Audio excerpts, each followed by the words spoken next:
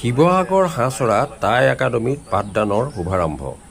টাই আহোম উন্নয়ন পৰিষদৰ ৩৫ লাখ টকা ব্যয় সাপেক্ষে প্ৰায় পূৰ্ণৰূপ পোৱা হাঁহচৰা টাই একাডেমীয়ে নতুন পাঠদান আৰম্ভ কৰে।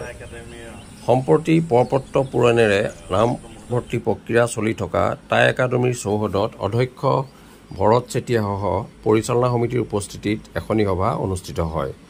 অসমীয়া জাতিৰ সম্পদ হিচাপে জাতি, বৰ্ণ, ধৰ্ম নিৰ্বিশেষে সকলোকে টাই ভাষা শিকিবৰ বাবে আহ্বান জনায়।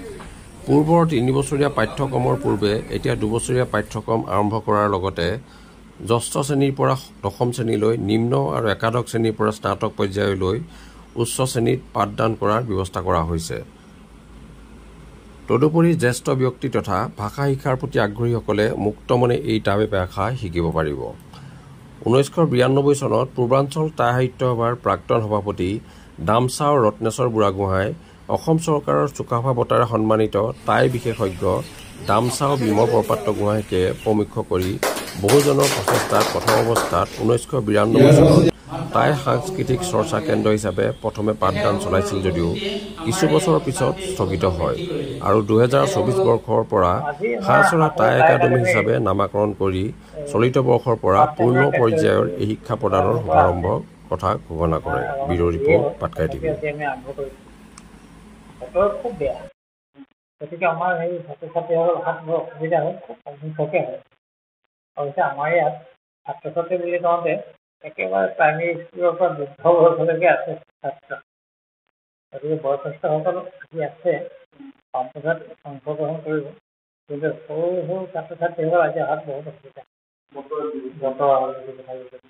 যি হওক বাৰু, আমি অনুষ্ঠানটো আজি সম্পন্ন কৰিছোঁ। আনুষ্ঠানিকভাৱে আমাৰ পাঠদান আৰম্ভ কৰিছোঁ আৰু আমি আনন্দিত হৈছোঁ যে আমাৰ এই অনুষ্ঠানটোলৈ পূৰ্বাঞ্চল টাই সাহিত্য সভাৰ সভাপতি অতুল ফুকন ডাঙৰীয়া আহিছে, তেখেত অসম টাই পৰিষদৰো সভাপতি।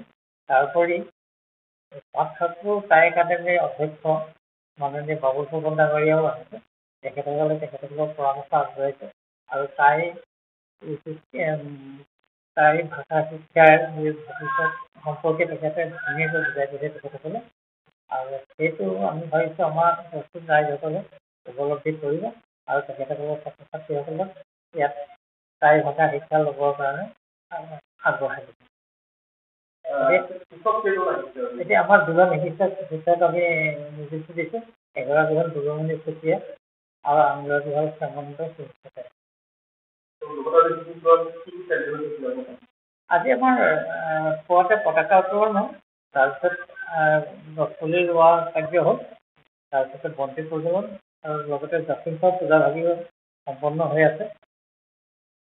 সেইখিনি কাৰ্যসূচী আৰু তাৰপিছতে আমাৰ এতিয়ালৈকে আমাৰ এডমিশ্যন লোৱা হিচাপত ২০জন মানে হৈছে, কিন্তু আটাইখিনি এতিয়ালৈকে যিখিনি মানে তথ্য সম্পূৰ্ণ কৰিব লাগে তাকে আদি কৰি সম্পূৰ্ণ কৰিব পৰা নাই। সেই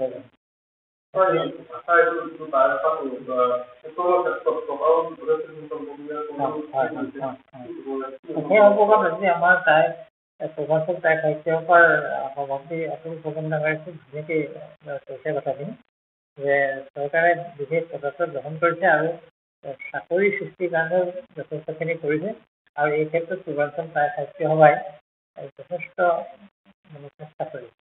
আৰু তেখেতে কোৱা মতে আমাৰ ইয়াত যিসকলে টাই ভাষা শিক্ষা গ্ৰহণ কৰিব, সেইসকলে ভৱিষ্যতে সংস্থাপনৰ ক্ষেত্ৰত, জীৱন জীৱিকাৰ ক্ষেত্ৰত